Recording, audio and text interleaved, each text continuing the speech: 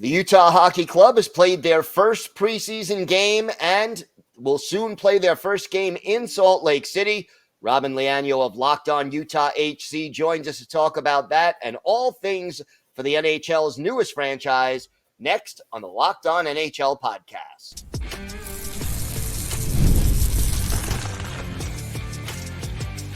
You're Locked On NHL, your daily podcast on the National Hockey League. Part of the Locked On Podcast Network, your team every day. Gil Martin here, and welcome everybody to the Monday edition of the Locked On NHL Podcast, part of the Locked On Podcast Network, your team every day. I want to thank everyone who makes Locked On NHL your first listen every day. Don't forget to subscribe on YouTube or wherever you get your podcasts so you can get new episodes as soon as they drop.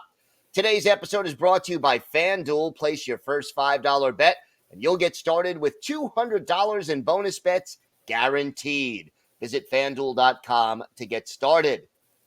It is my pleasure to welcome back to the show the co-host of Locked On Utah HC, Robyn Leano. And Robyn, some exciting times for this team. How did it feel to see this team out there on the ice for the first time in their new Utah uniforms representing a new city? Oh, I think the hype is real. We're now, finally starting to, see the grasp of everything. A lot of people got a chance to see a little bit of the rookie tournament and see what those jerseys look like. Now being able to see it at, on home ice or whatever, again with the first game at Delta Center coming up pretty soon, at least for preseason. The hype is there. Everyone is buying in and just getting super excited for this team. They're getting their merch, they're getting everything, and again, and all that for a team that still technically doesn't have a full-time name yet. They're still going by Utah Hockey Club. I love it. What is the buzz around Salt Lake City and the surrounding area? Right now, a lot of it is it's the buy-in for a couple things. One, it's a new team, a new professional sports team. They're growing. They're trying. It's a city that wants to see how close to getting the big four they can get. They already have a basketball team. They just got a hockey team, and they're just buying into all that. But two, it's taking a look at what the previous Arizona Coyotes had started building and seeing where they're at right now. They are at a unique moment, which is a turning point in their rebuild, which is the point in which they can start becoming a competitive team, in which they're going to be an exciting team to watch. There's so many awesome names. Dylan Guenther being locked into an 8-year contract, Clayton Keller and Lawson Krause and Nick Schmaltz being part of this core long-term as well. Like they're buying in because they know who these guys are going to be in the years to come. Always exciting when the rebuilding starts to pay off and you see that progress on the ice. What have been some of the key takeaways from the first few days of training camp?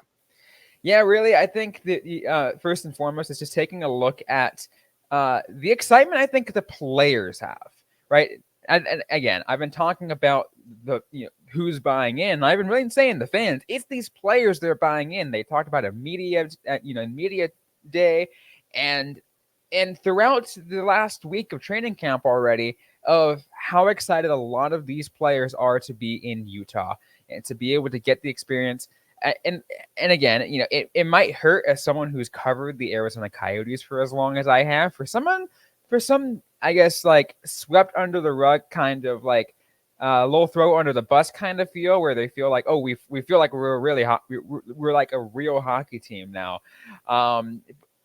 It does hurt a little bit when they say that, but at the same time, Gil, I get it because they're actually buying into seeing everything around them. This just feels so much more real. So the buzz is, again, everywhere. So the players, they're buying in, the fans are buying in, and the players look ready. They look ready to get the season started, ready to just have a season in which there's no cloud above them. All that really is above them is hockey. Yeah, and obviously I would think for the players also, and I don't mean this as a disrespect to Mullet Arena, but playing in an NHL-sized arena has got to feel different for the players as well. Yeah, and again, I think the biggest thing, the one thing I do want to point out is Delta Center right now is by no means in a what should be up to standards for an NHL arena yet. It's got only 10,000 unrestricted seats. It's double mullet, yes, Right. but it is nowhere what it should be. And that's what they're doing. They're focusing on getting those renovations in. I think the state of Utah just officially approved the plan. So now now the city has to approve the tax for that. But they're going much further steps, and they're ready to make that done and get it done within the next 3 years. So Delta Center can have a full, authentic, real NHL hockey experience.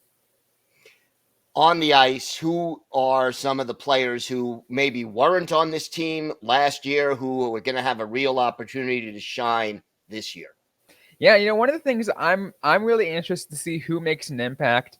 Everyone's going to talk about Mikhail Sergachev and John Marino on the defense, and sure, there's going to be so many eyes on those players, but I want to also give a quick shout out to see exactly the effects of what Kevin Stenlund's going to make. He was brought in to add on to the depth for this Utah Hockey Club forward group that's already pretty strong.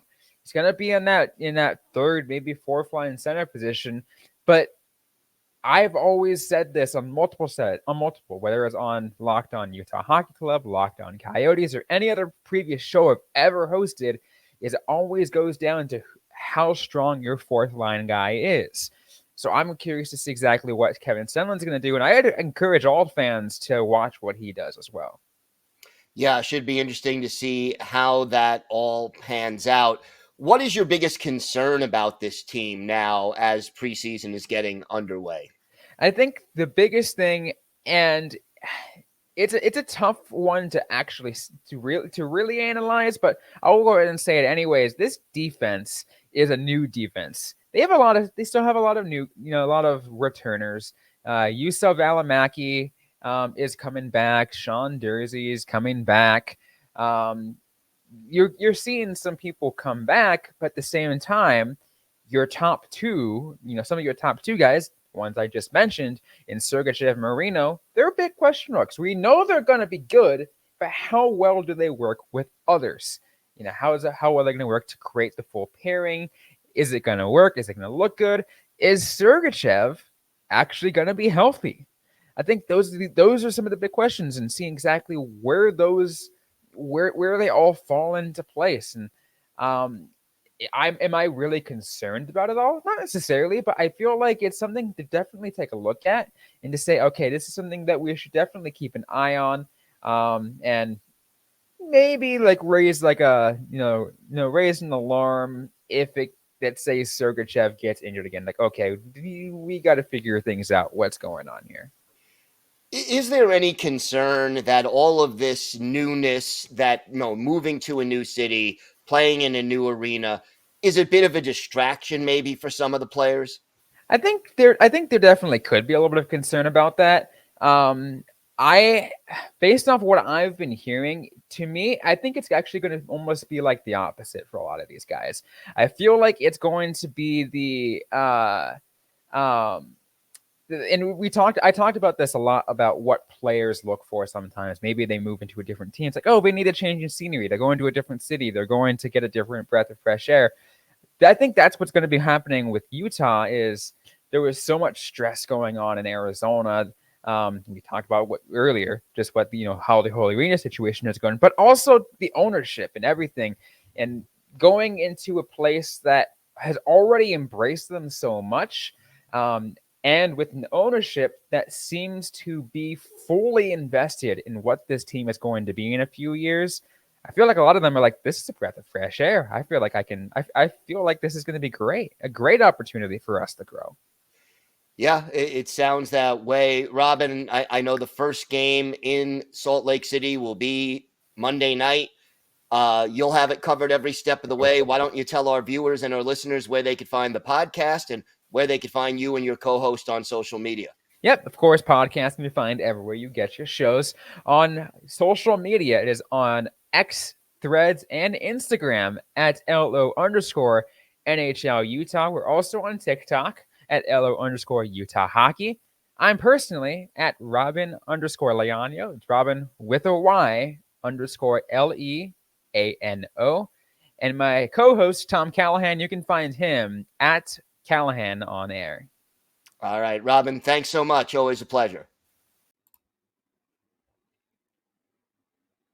Today's episode is brought to you by your friends at FanDuel. Hey, NFL fans, you can start the season with a big return on FanDuel, America's #1 sports book. So when you get a hunch in the middle of the game, you can check out the latest stats, view live, play-by-play, and so much more, all on the same page where you place your bets. And look, there's so much to bet on right now at FanDuel. Check out all the latest odds for the end of the Major League Baseball season, pro and college football, and you've got preseason hockey and hockey futures. Check out all the latest odds at FanDuel.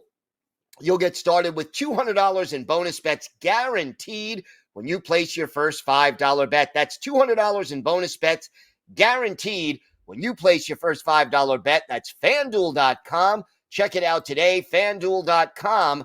FanDuel, America's #1 sportsbook.